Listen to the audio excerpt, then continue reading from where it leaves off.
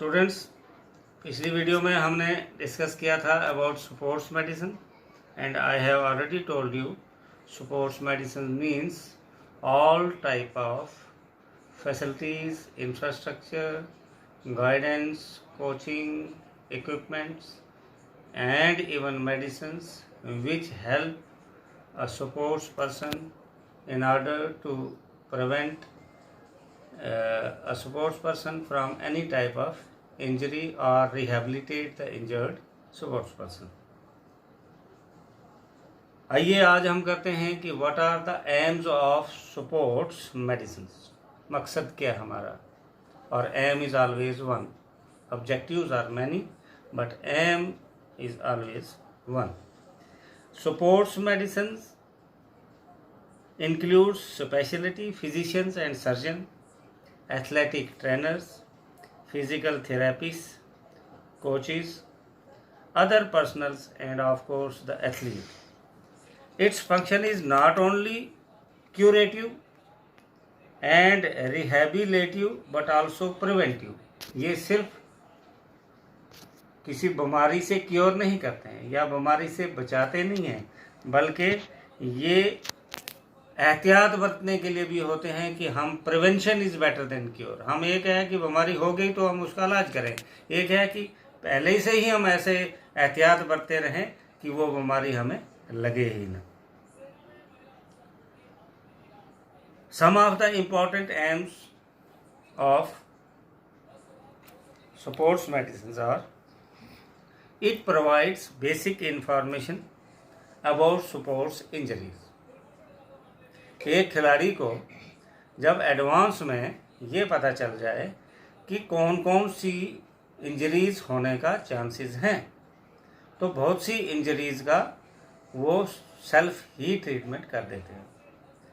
पढ़े लिखे और डेवलप्ड कंट्री और अनडेवलप्ड कंट्री में डिफरेंस क्या है?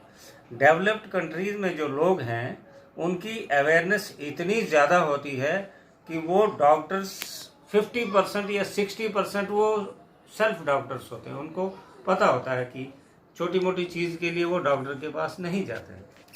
वो डॉक्टर के पास मेजर चेकअप के लिए, जनरल चेकअप के लिए जो हमारे लोग जाते ही नहीं है. हमारे लोग डॉक्टर के पास तब जाते हैं जब राम नाम सत्य होने वाला होता है उसको, या कोई बीमारी थर्ड स्टेज में एंटर हो जाती है. जबकि डायरेक्शन है कि जब हम हेल्दी होते हैं तब डॉक्टर के पास जाना चाहिए कि डॉक्टर साहब मुझे चेक कीजिए, मुझे कोई रोग तो नहीं बन रहा है.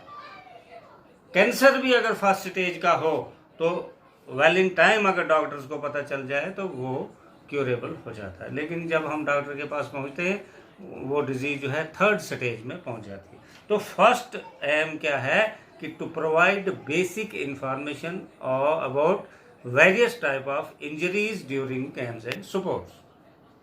सेकंड है कि what are the causes of injuries. ऐसा हुआ तो क्यों हुआ? मुझे चक्कर आया तो क्यों चक्कर आया? मुझे मसल क्रैम्प हो गया, हैमस्ट्रिंग स्ट्रेन हो गया तो क्यों हुआ?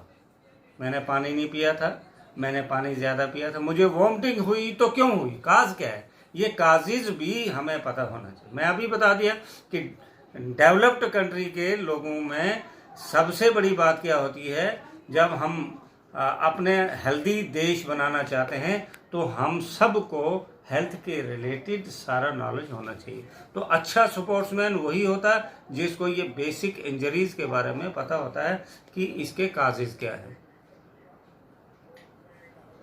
मेरे जो है सफोकेशन हुई तो क्यों हुई? मेरे जो है यहाँ पर पाँव मुड़ा तो क्यों मुड़ा? काजेज ऑफ इंजरीज क्या हैं, ये जो है ये मकसद भी है स्पोर्ट्स मेडिसिन. अब आपको क्लियर हो रहा होगा कि स्पोर्ट्स मेडिसिन की जब डेफिनेशन मैंने दी, बार बार मैंने आपको बता दिया कि स्पोर्ट्स मेडिसिन का मतलब सिर्फ स्पोर्ट्स में स्पोर्ट्स के दौरान जो चोट आ जाती है उसके लिए जो दवाइयाँ खाई जाती हैं उसी को स्पोर्ट्स मेडिसिन नहीं कहते हैं. यहाँ जो काजेज ऑफ इंजरीज हम बता रहे हैं वो भी स्पोर्ट्स मेडिसिन, जो उसको नॉलेज दे रहे हैं हम, जो इन्फॉर्मेशन हेल्थ के रिलेटेड दे रहे हैं वो भी स्पोर्ट्स मेडिसिन में आता है. देन अगर कोई छोटी मोटी इंजरी हो गई तो उसकी ट्रीटमेंट क्या है, उसको हम कैसे करेक्ट कर सकते हैं। छोटी मोटी ट्रीटमेंट उसको, जैसे हम कहते हैं कि मुझे जी चक्कर आ गया, मुझे जी मसल क्रैम्प हो गया, हाँ जी डिहाइड्रेशन हो गया, डिहाइड्रेशन हो गया जी, हाँ जी इसको इलेक्ट्रोलाइट लेने हैं, फटोफट वो 1 गिलास पानी, उसके बीच में थोड़ा सा नमक डाला, थोड़ा सा नींबू डाला, पी लिया। तो ये नॉलेज उसको देना है कि अगर इन केस अगर ऐसी इंजरी हो जाए छोटी मोटी तो उसका ट्रीटमेंट क्या है, उसकी केयरिंग क्या है। और अगर चोट लग गई है तो चोट से उबरने के लिए रिहैबिलिटेशन उसको कहते हैं कि जब चोट लग चुकी है और चोट के बाद उसको रिकवर होना, उसको रिहैबिलिटेशन कहते हैं। और ट्रीटमेंट क्या हुआ कि चोट लग गई है और अब चोट से उसको उबारना है।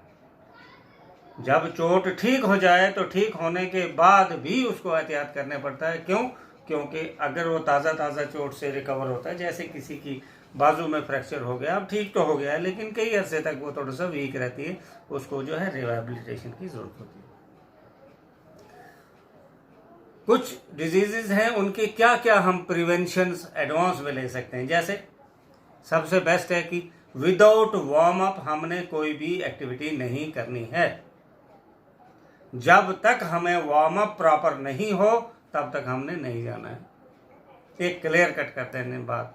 नंबर 2, अपने थकावट के हालत में कभी भी बहादुरी नहीं दिखानी है कि मैं जी 5 पुशअप कर दिए, अब मैं 10 कर दूंगा फिर मुझे गोल्ड मेडल मिल जाएगा।